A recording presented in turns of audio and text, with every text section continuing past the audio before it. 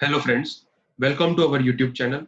7 अक्टूबर 2020 के एमसीक्यूज हमारे पास रेडी है, तो चलिए स्टार्ट करते हैं। Question number 1। In India, the process of fragmentation of the national party system and emergence of minority और coalition governments started dash. Option A, after economic reforms of 1991। Option B, from the first election of 1951। Option C, from 1967 and option D, after the death of Rajiv Gandhi। तो चलिए देखते हैं correct answer क्या होगा। The correct answer is C, from 1967। अब देखिए सवाल में ये पूछा गया है कि इंडिया के अंदर ये जो नेशनल पार्टी सिस्टम है उसका फ्रेगमेंटेशन कब से स्टार्ट हुआ, एंड अलोंग विद दैट उसी के साथ माइनॉरिटी और कोएलिशन गवर्नमेंट किसे कहते हैं, जहां पे एक से ज्यादा पार्टीज जो है वो मिलके एक कोएलिशन बनाते हैं and this coalition makes government in that particular region. जैसे कि एग्जांपल के तौर पे आप महाराष्ट्र को देख सकते हैं, जहां पे शिवसेना, एनसीपी एंड कांग्रेस जो है उन्होंने रिसेंटली कोएलिशन बनाया था और गवर्नमेंट बनाई थी। तो इंडिया के अंदर ये स्टार्ट कब से हुआ? ये 1967 से स्टार्ट हुआ। 1967 तक जो लोकसभा है एंड जो रीजनल इलेक्शंस है वो साइमल्टेनियसली चल रहे थे।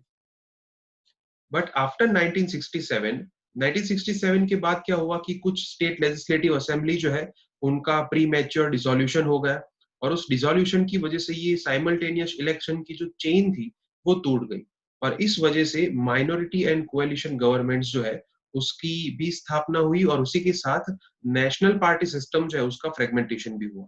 सो करेक्ट आंसर होगा सी, फ्रॉम 1967। सो बिहार के अंदर अभी इलेक्शंस होने जा रहे हैं, तो इस वजह से ये सारी चीजें जो है वो न्यूज में है। Question number 2।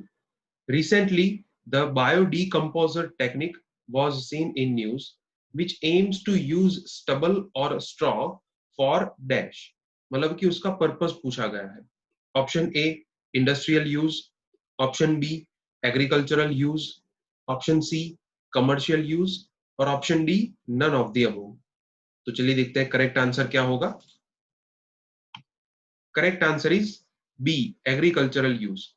रिसेंटली हमने प्रीवियस वीडियोस में भी देखा था कि दिल्ली के चीफ मिनिस्टर जो है उन्होंने ये बायोडीकम्पोजर टेक्निक जो है उसका इनॉग्रेशन किया था। इसके अंदर जो पैडी स्टबल है और पैडी स्ट्रॉ जिसे हम कहते हैं, तो इसको मैन्योर में कन्वर्ट किया जाएगा। So the paddy stubble will be converted into manure और से फर्टिलाइजर, राइट। और उस फर्टिलाइजर को कहाँ पे यूज किया जाएगा? एग्रीकल्चर प्रैक्टिस में यूज किया जाएगा। सो इसका यूज क्या है? Agriculture use. Our answer is B, agriculture.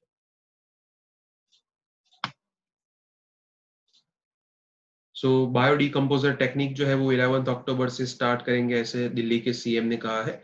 And it will be a very mark through movement, कि जहां से दिल्ली के अंदर अभी विंटर सीजन स्टार्ट होने वाली है और एयर पॉल्यूशन जो है उसका एक बड़ा इम्पैक्ट होता है दिल्ली के ऊपर।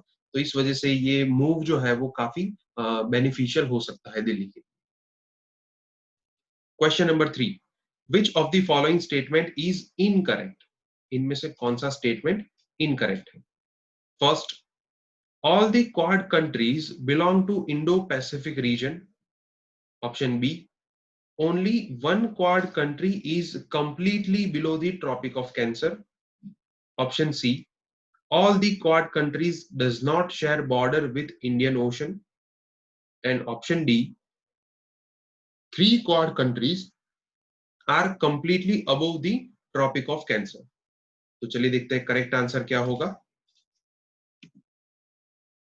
Correct answer is D, three quad countries are completely above the Tropic of Cancer, because ये इनकरेक्ट स्टेटमेंट है। This statement is incorrect. ये तीन जो है वो करेक्ट स्टेटमेंट है। अब वन बाय वन आप एलिमिनेट करते जाएंगे तो आपको पता चल जाएगा। आपको यहाँ पे वर्ल्ड मैप दिख रहा है। फर्स्ट स्टेटमेंट में ये लिखा है कि all the quad countries belong to Indo Pacific region, तो ये इंडियन ओशन का रीजन है और ये पैसिफिक ओशन का। आपको सबसे पहले पता होना चाहिए कि क्वाड कंट्रीज कौन सी है। So there are 4 countries, India, Japan, Australia and USA. तो ये चार जो है इन्हें कहते हैं quad countries and they all belong to Indo Pacific region, तो ये करेक्ट होगा। सेकेंड जो है, it only one quad countries completely below the Tropic of Cancer, तो यहाँ पे है ट्रॉपिक ऑफ कैंसर, तो कंप्लीटली बिलो, तो यहाँ पे आप देख सकते हैं कि ऑस्ट्रेलिया जो है it is completely below the Tropic of Cancer, तो बी भी करेक्ट होगा। सी जो है वो भी करेक्ट है कि ऐसा जरूरी नहीं है कि सारी क्वाड कंट्रीज जो है वो इंडियन ओशन से बॉर्डर शेयर करते हैं, because of this USA. USA जो है वो इंडियन ओशन से बॉर्डर शेयर नहीं करता, तो सी जो है वो करेक्ट है। तो ऑटोमेटिकली आंसर क्या होगा, डी। डी के अंदर क्या लिखा है, ये वर्ड जो है कंप्लीटली, इसकी वजह से ये इनकरेक्ट होगा। 3 quad countries are above the Tropic of Cancer, और कंप्लीटली जो है वो गलत होगा, बिकॉज इंडिया के ऊपर से पास ऑन होता है ट्रॉपिक ऑफ कैंसर, तो इस वजह से डी जो है वो इनकरेक्ट है, और हमें इनकरेक्ट पूछा गया था, आंसर होगा डी।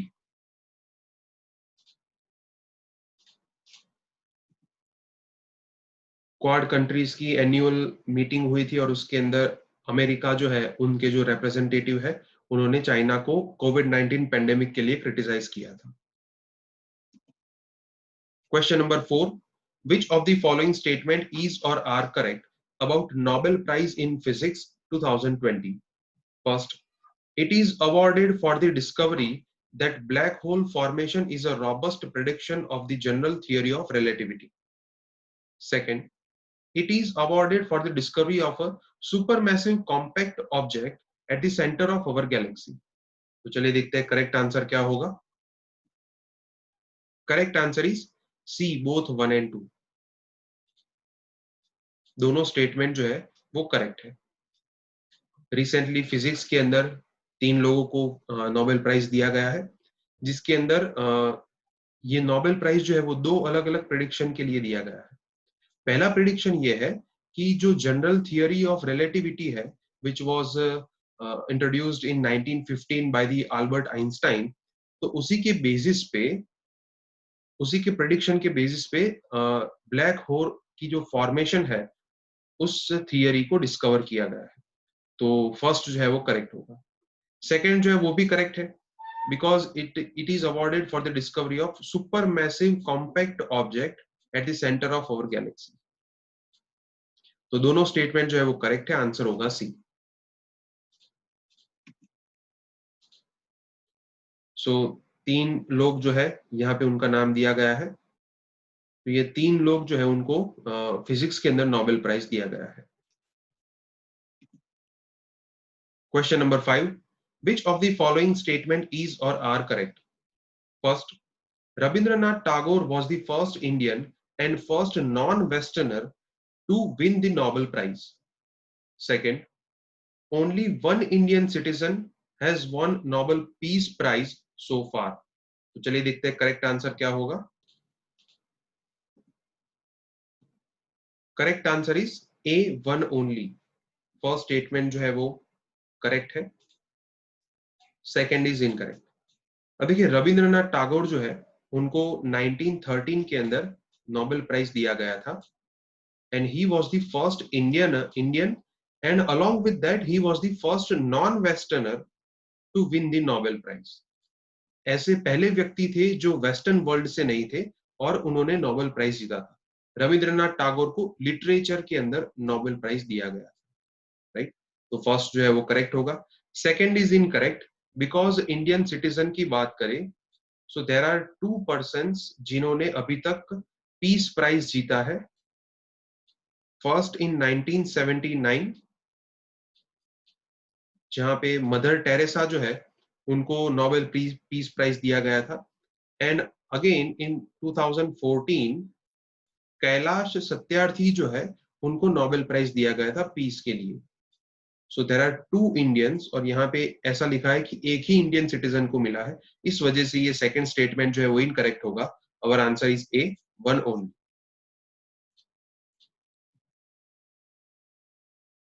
नोबेल प्राइजेस अभी डिक्लेयर किए जा रहे हैं, तो आपको एक इंडियन पर्सपेक्टिव भी पता होना चाहिए कि इंडिया के अंदर कितने लोगों को अभी तक नोबेल प्राइज मिला है। Question number 6, Which of the following statement is or are correct? First, Union Budget 2018-19 fixed minimum support price, that is MSP, at least 1.5 times of all India weighted average cost of production. Second, it is mandatory for the government to procure the agricultural produces for which MSPs have been declared. तो चलिए देखते हैं correct answer क्या होगा. Correct answer is A1 only. First जो है वो correct answer है. First statement is correct, second is incorrect. First statement 2018-19 के बजट के अंदर फैक्चुअल स्टेटमेंट है कि ये एमएसपीज जो है उसको 1.5 times of all India weighted average cost of production declare किया गया था. अब इश्यू यहाँ पे नहीं है कि गवर्नमेंट कितनी एमएसपी डिक्लेयर करती है. इश्यू यहाँ पे है कि एक बार एमएसपी डिक्लेयर हो जाने के बाद क्या फूड कॉर्पोरेशन ऑफ इंडिया उसे प्रोक्योर करता है या नहीं, right? So it is not mandatory for the government to procure the agricultural produces for which MSPs have been declared, right? क्योंकि प्रोक्योरमेंट का काम किसका है? फूड कॉर्पोरेशन ऑफ इंडिया का काम है. एमएसपी हम सभी को पता है कि उसका फाइनल डिसीजन कौन लेता है? Cabinet committee on economic affairs, right? तो इस वजह से सेकंड स्टेटमेंट जो है वो इनकरेक्ट होगा. Answer is A1 only.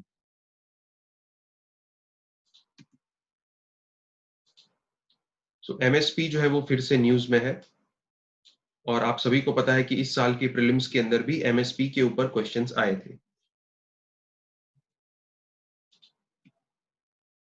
Question number 7. Which of the following statement is or are correct? First, Constitution mandates member of Legislative Assembly and members of Parliament to disclose criminal cases against them before contesting the election. Second, Supreme Court directed for the establishment of a special court to dispose cases related to criminalization of politics. तो चलिए देखते हैं correct answer क्या होगा.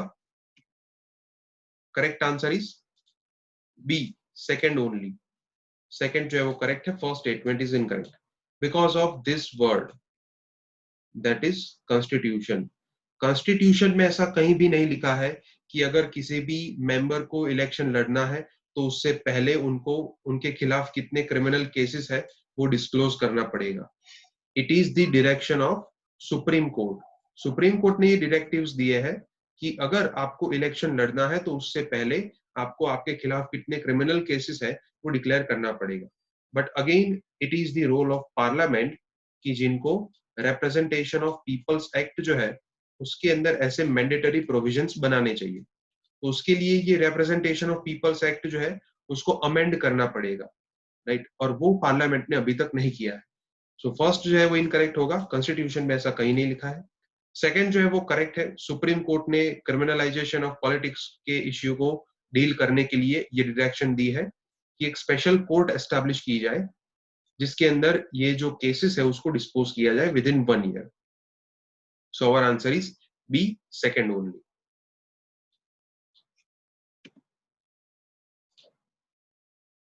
सो PIL initiate की गई है to monitor cases against MLAs Delhi high court के अंदर.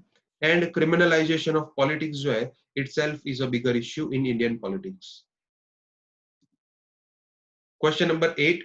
Which of the following statement is or are correct about Nobel Prize for Medicine 2020?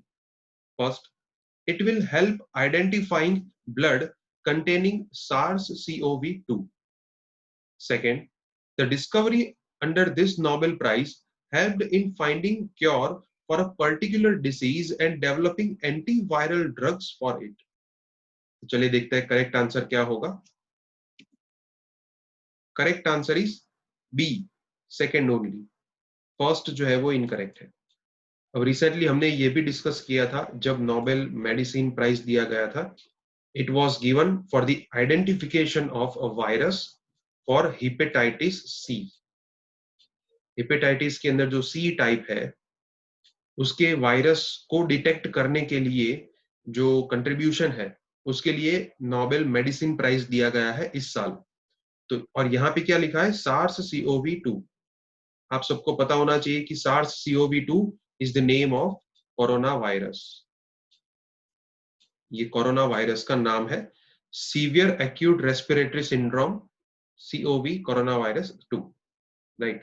तो ये कोरोना वायरस का यहाँ पे कोई भी रिलेशन नहीं है। फर्स्ट जो है वो इनकरेक्ट होगा, सेकंड जो है वो करेक्ट है।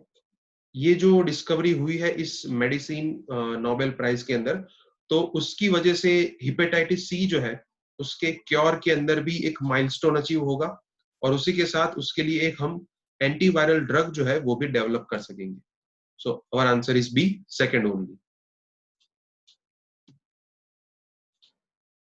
सो मेडिसिन के अंदर जो नोबेल प्राइज दिया गया है उसके बारे में ये न्यूज़पेपर में काफी अच्छा आर्टिकल है, आपको पढ़ना चाहिए। Question number 9. Which of the following statement is or are correct about annual report on crime in India 2019? First, crimes against scheduled caste, that is SCs, and scheduled tribes, that is STs, have reduced significantly. Second, crimes against women have increased. Third, cyber crimes have increased by more than 50%. तो चलिए देखते हैं correct answer क्या होगा। Correct answer is B, second and third. Second and third जो है वो correct है, फर्स्ट इज इनकरेक्ट। बिकॉज जो शेड्यूल कास्ट है उनके खिलाफ क्राइम जो है वो इंक्रीज हुआ है एज कंपेयर टू 2018। ये 2019 का रिपोर्ट जो है वो recently national crime records bureau जो है उन्होंने पब्लिश किया था। तो उसके उस रिपोर्ट के मुताबिक एससीज के खिलाफ क्राइम्स जो है वो 7% इंक्रीज हुए हैं, एंड एसटीज के खिलाफ क्राइम्स जो है वो 26% इंक्रीज हुए हैं, राइट। तो फर्स्ट जो है वो इनकरेक्ट होगा। सेकंड जो है वो करेक्ट है, crimes against women have increased bye 7.3%,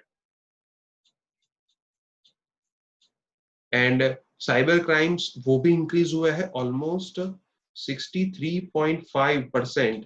cyber crimes जो है वो इंक्रीज हुए हैं। Cyber crimes have increased by 63.5%। तो आंसर होगा बी, सेकंड एंड थर्ड।